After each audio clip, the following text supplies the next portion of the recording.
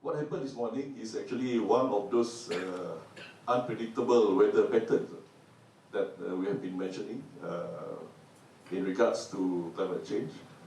And that terminology was just discovered about two or 3 years ago, and it is called the rain bomb. Not just hydrogen bomb, but also ada rain bomb. Rain bomb is actually a sudden surge of heavy rain, which occurs in a very short period and can cause flooding, flash flooding, and even worse than that. So that is one of the effects of global warming.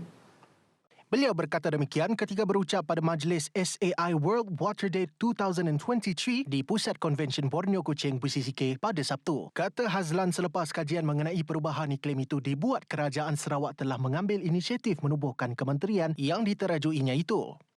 And I saw on Facebook as well, it was badly flooded. It was flash flood at most of the places in Kuching. So this is actually what climate change is all about. Yeah, and that is why the Sarawak government has made a very important decision in the last 3 to 4 years to set up a special ministry, which is called the Ministry of Energy and Environmental Sustainability, in short, MESTI.